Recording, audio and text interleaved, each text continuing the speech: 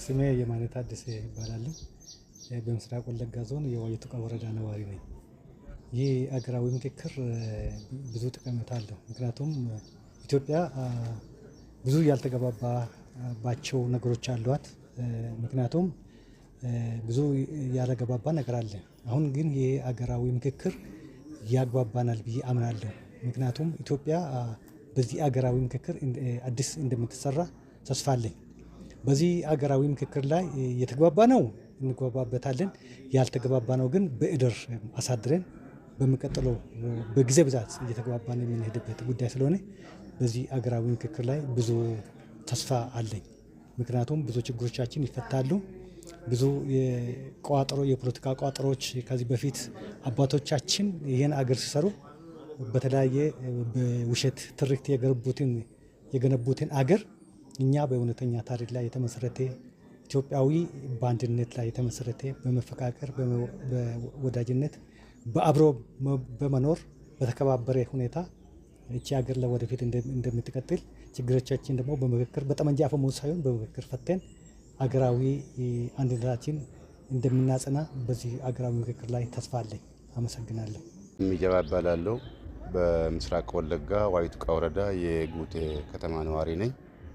ይህ አገራዊ ምክክር በሚካሄድበት ጊዜ በአሁኑ ሰዓት ለኢትዮጵያ ብዙ ተስፋዎችን ይዞ የሚመጣ ነው ብዬ ነው የምገምተው።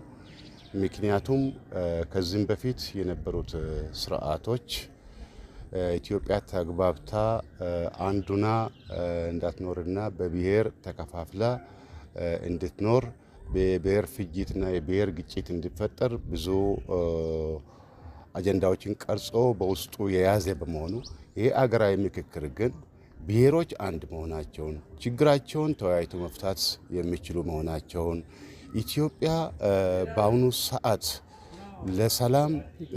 ሰላም ወዳድ መሆኗን የሚገልጽና የሚያሳምን አጀንዳ የፈጠረ ስለሆነ በአሁኑ ሰዓት እየተካሄደ ያለው ምክክር ለኢትዮጵያ ከፍተኛ እድል የሚፈጥር ነው ብዬ ነው የምገምተው። እንግዲህ አገራዊ ምክክር በሚካሄድበት ጊዜ የተግባባንባቸውን ነጥቦች ተግባብተንበት ያልተግባባንባቸውን ነጥቦች ደግሞ አጀንዳ አድርገን በማሳደር ለወደፊቱ ያለውን ሁኔታ የምናይበት ጉዳይ ይሆናል። ስለዚህ አገራዊ ምክክሩ በኢትዮጵያ ውስጥ በአሁኑ ሰዓት ያለውን አጀንዳ እና የግጭት መንስኤዎችን፣ የአሉባልታ መንስኤዎችን፣ የመጠራጠር መንስኤዎችን የሚፈታና ወደ አንድነት ሊያመጣን የሚችል ነው ብዬ ነው የምገምተው። ታገኝ ለበላ እባላለሁ። የዋዩ ቱቃ ወረዳ ነዋሪ ነኝ። የምክክር ኮሚሽኑ እየተካሄደ እንዳለ የታወቀ ነው። ከምክክር ኮሚሽኑም ብዙ ነገሮች ይጠበቃሉ። በሀገራችን የብሔርና ብሔረሰብ ብዝሃነት ስላለ የተለያየንበት ወይም ደግሞ የማያግባባን ብዙ ነገር ሊኖር ስለሚችል በዚህ ምክክር ወይም እየተካሄደ ካለው ምክክር ብዙ ነገር ይጠበቃል።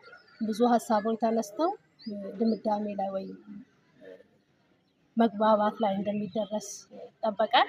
እስካሁን እየተደረገ ባለው እና በምንሰማው ነገር ሁሉ ላይ ብዙ ነገሮች እየተነሱ ከጥቂት ሰዎች ወደ ብዙ ሰዎች እየሄደ እንዳለና ምክክሩ በተሳካ ሁኔታ እየተካሄደ እንዳለ እየተሰማ ስለሆነ ከምክክር ኮሚሽኑ የሚጠበቀው ነገር በመጨረሻ በመግባባት እና ኢትዮጵያን ወደ ተሻለ ደረጃ እና የብሔር ብሔረሰቦች አንድነት እየተጠበቀ የሚኖርባት ሀገር እንደሚሆን በዚህ በተሳካ ሁኔታ እንደሚደመደም ወይም እንደሚጠቀም